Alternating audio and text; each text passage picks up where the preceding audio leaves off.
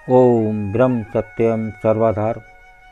आज बहुत ही सुंदर प्रसंग प्रभु श्री राम और रावण का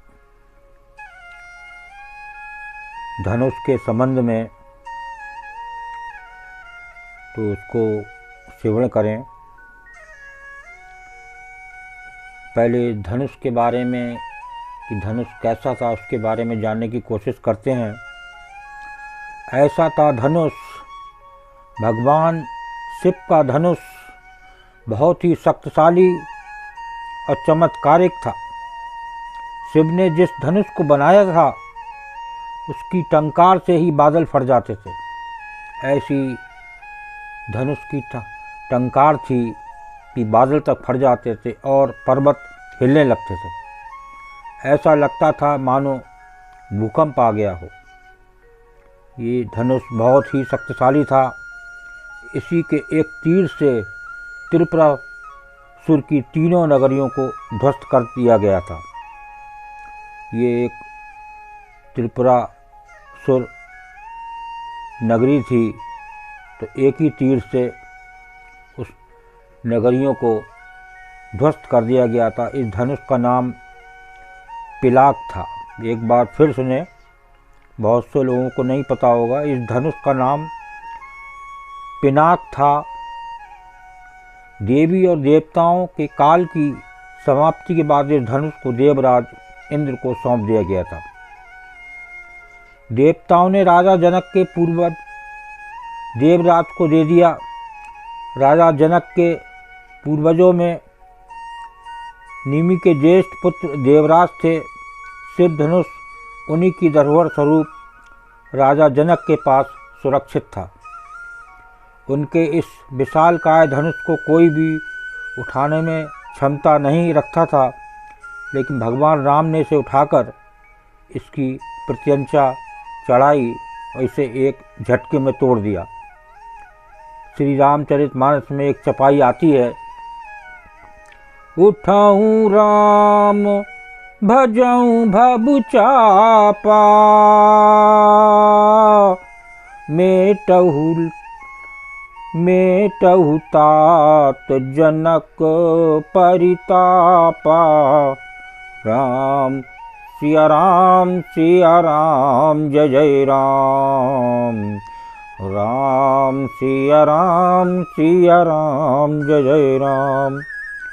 उठऊं राम भजऊं भव चापा, मेटहूँ लाल जनक परितापा। तो देखिए, आगे श्रवण करते हैं इसका भावार्थ।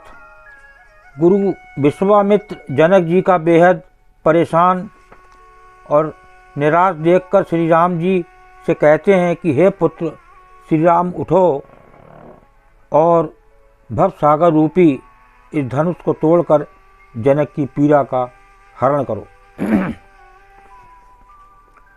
तो जनक जी बड़े दुखी होते थे। पता नहीं इस धनुष को कौन तोड़ पाएगा, किससे टूटेगा नहीं टूटेगा। इस चपाई में एक शब्द है भव चापा, अर्थात इस धनुष को उठाने के लिए शक्ति की नहीं बल्कि प्रेम और निरंकार की जरूरत थी। ये भव चापा का मतलब बता रहे हैं इसके अंदर। इसमें प्रेम और निरंकार की जरूरत थी। ये मायावी और दिव्य धनुष था। उसे उठाने के लिए दैवीय गुणों की जरूरत थी। कोई अहंकारी उसे नहीं उठा सकता था। रावण एक अहंकारी मनुष्य था। वो कैलाश पर्वत तो उठा सकता था, लेकिन धनुष नहीं। धनुष को तो वो हिला भी नहीं सकता था। वन धनुष के पास एक अहंकारी शक्तिशाली व्यक्ति का घमंड लेकर गया था। रावण जितनी उस धनुष में शक्ति लगाता, वो धनुष और भारी हो जाता। माँ सभी राजा अपनी शक्ति और अहंकार से हारे थे। जब प्रभु श्री राम की बारी आई तो वे समझते थे कि ये कोई साधारण धनुष नहीं बल्कि भगवान शिव का धनुष है। इसलिए सबसे पहले उन्होंने धनुष को प्रणाम किया, फिर उन्होंने धनुष की परिक्रमा की और उसे संपूर्ण सम्मान दिया। प्रभु श्री राम की विनयशीलता और निर्मलता के समक्ष धनुष का भारीपन स्वतः ही तिरोहित हो गया और उन्होंने इस धनुष को प्रेम पूर्वक उठाया और उसकी यंचा पर चढ़ाई और उसे झुकाते ही धनुष खुद ब खुद टूट गया। तो देखिए, ये थी धनुष। कहते हैं कि जिस प्रकार सीता शिव जी का ध्यान कर सहज भाव बिना बल लगाए धनुष उठा लेती थी, उसी प्रकार श्री राम ने भी धनुष को उठाने का प्रयास किया और सफल हुए। तो ये है प्रभु श्री राम की लीला। तो वो धनुष को आसानी से उठा लिया और बड़े बड़े योद्धा बलशाली उस सभा में आए, लेकिन किसी से भी धनुष नहीं उठा। ये शिव जी की धनुष की थी लीला। ऐसा था वो धनुष जिसको प्रभु श्री राम ने उसको बड़ी आसानी से उठा लिया और वो टूट भी गया। ओम ब्रह्म सत्यम सर्वधार। ऐसे प्रभु श्री राम को जाने जो हर घट में व्यापक हैं।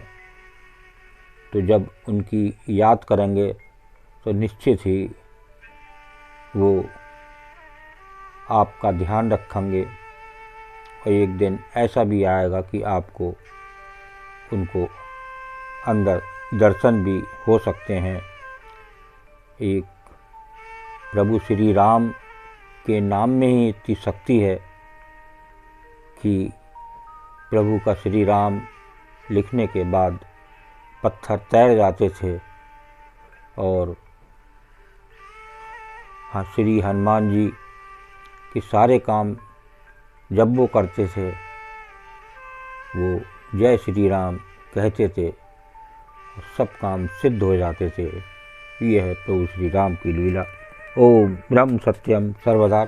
दास कागरे चैनल अच्छा लगा हो तो इसे सब्सक्राइब करें, बेल प्रेस करें, लाइक करें, शेयर करें, ताकि आगे आने वाला वीडियो सर्वप्रथम यूट्यूब में मिले। ब्रह्म सत्यम सर्वदा।